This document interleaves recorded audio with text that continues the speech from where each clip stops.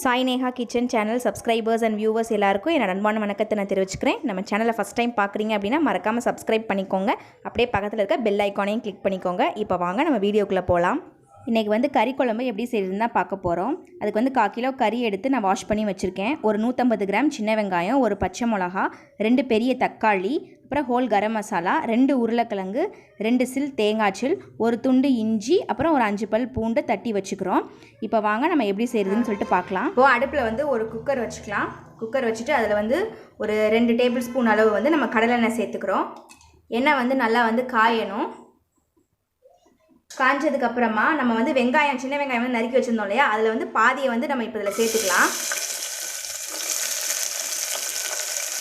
நல்லா வதக்கிடலாம்.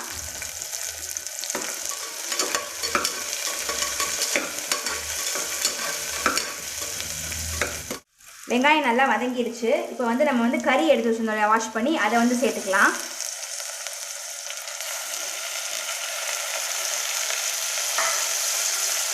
அப்புறம் கொஞ்சம் ஒரு 1/4 ஸ்பூன் அளவுக்கு மஞ்சள்தூள் சேர்த்துக்கலாம். அப்புறம் இது கறி வேகிற அளவுக்கு தேவையான உப்பு சேர்த்துக்கலாம். இப்போது இது நல்லா கலந்து விட்டுடலாம். கறி ஒரு 5 நிமிஷம் நல்லா இந்த எண்ணெயிலே நம்ம வதக்கி விட்டுடலாம். அதுலேருந்தே தண்ணி பிரிஞ்சு வரும். அதெல்லாம் கொஞ்சம் ட்ரை ஆகணும். இப்போ இந்த ஸ்டேஜில் நம்ம இஞ்சி பூண்டை தட்டி வச்சுருக்கோம், அதையும் சேர்த்துக்கலாம். இங்கே பாருங்கள், கறியிலேருந்தே இவ்வளோ தண்ணி வருது. அதனால் ஒரு 5 நிமிஷம் நம்ம வதக்கணும் அப்படின்னு சொன்னோம்னா தான் நல்லா கறி வாசனையாக இருக்கும்.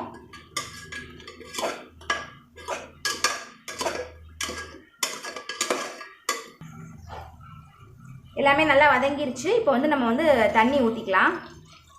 கறி மூழ்கிற அளவுக்கு தண்ணி ஊற்றி நம்ம விசில் போட்டு ஒரு 5 விசில் வச்சு கறி நல்லா வெந்தது எடுத்துக்கலாம். இது கூடயே நம்ம கட் பண்ணி வச்சுருந்தோம் இல்லையா உருளைக்கிழங்கு, அதையும் சேர்த்து இது கூடயே வேக வச்சிடலாம்.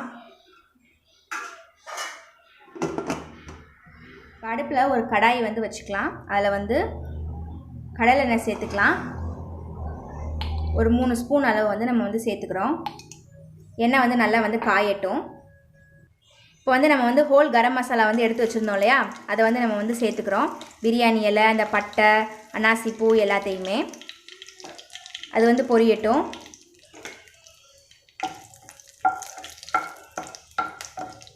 இப்போ பொரிஞ்சிருச்சு. இப்போ கடுகும் சோம்பும் எடுத்து வச்சுருந்தோம் இல்லையா, அதை நம்ம சேர்த்துக்குவோம்.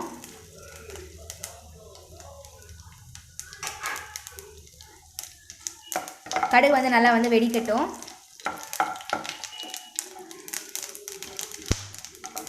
கடுகு நல்லா வெடிக்க ஆரம்பிச்சிருச்சு. இப்போ நம்ம கருவேப்பிலை சேர்த்துக்கலாம். அதுக்கப்புறமா நம்ம வெங்காயம் பாதி வெங்காயம் எடுத்து வச்சுருந்தோம் இல்லையா, அதை சேர்த்துக்குவோம்.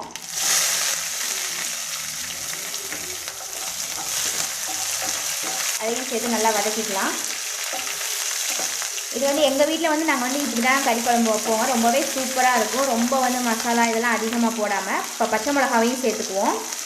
சூப்பராக இருக்கும். இதே மாதிரி ஒரு தடவை ட்ரை பண்ணி பாருங்கள்.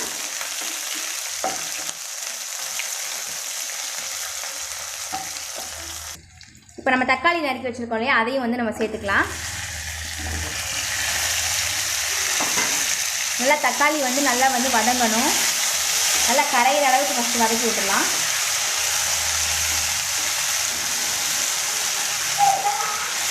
இந்த அளவுக்கு தக்காளி நல்லா வதங்கிடணும். இப்போ வதங்கினதுக்கப்புறமா நம்ம மிளகாத்தூள், மல்லித்தூள் சேர்த்துக்கலாம். இப்போ 1 ஸ்பூன் மிளகாய் தூள் சேர்த்துக்கலாம்.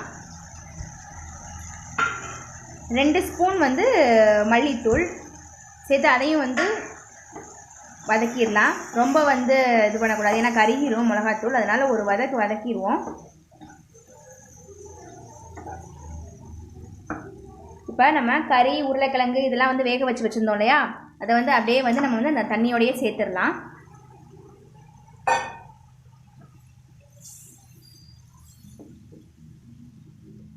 எல்லாத்தையும் நல்லா கலந்து விட்டுருவோம்.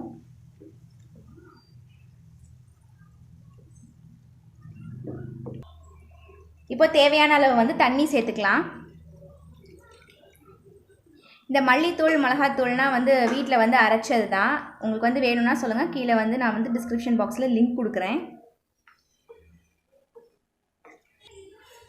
குழம்பு வந்து நல்லா வந்து ஒரு 10-15 நிமிஷம் வந்து நல்லா வந்து கொதி வரட்டும். அந்த பச்சை வாசனை இதெல்லாம் இருக்காமல் எல்லாமே போகணும். அது வரைக்கும் நம்ம வெயிட் பண்ணுவோம். இப்போ வந்து உப்பு காரம் எல்லாம் பார்த்துட்டு கரெக்டாக இருந்துச்சு அப்படின்னு சொன்னால் அட்ஜஸ்ட் பண்ணிக்கலாம். இப்போ கொஞ்சோண்டு வந்து உப்பு பத்தலை, அதனால் கொஞ்சோண்டு சேர்த்துக்கிறேன். நல்லா கலந்து விட்டுட்டு ஒரு 10-15 நிமிஷம் வந்து நல்லா கொதிக்க விட்டுருவோம். இப்போ தான் நல்லா கொதி வர ஆரம்பிச்சிருக்கு. இப்போ நல்லா வந்து கொதி வந்துருச்சு. இப்போ வந்து 2 தேங்காய்ச்சில் வந்து நம்ம வந்து நல்லா ஃபைன் பேஸ்ட்டாக அரைச்சி வச்சுருந்தோம் இல்லையா, அதை வந்து இதில் வந்து சேர்த்துக்கலாம். சேர்த்துட்டு கலந்து விட்டுட்டு ஒரு 5 நிமிஷம் மட்டும் கொதிக்கட்டும். அவ்வளோதான், நம்மளோட கறி குழம்பு ரெடி ஆகிடும்.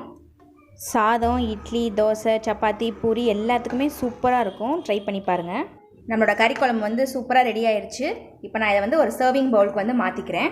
கண்டிப்பாக இதே மாதிரி ஒரு தடவை ட்ரை பண்ணி பாருங்கள். அப்புறம் நீங்களே அடிக்கடி செய்வீங்க. இந்த வீடியோ உங்களுக்கு பிடிச்சிருந்தா மறக்காமல் லைக் பண்ணுங்கள், கமெண்ட் பண்ணுங்கள், ஷேர் பண்ணுங்கள். நம்ம சாய் நேஹா கிச்சன் சேனலை சப்ஸ்கிரைப் பண்ணிக்கோங்க. இவ்வளோ நேரம் என்னோடய வீடியோவை பொறுமையாக பார்த்து கேட்ட எல்லாருக்கும் நன்றி.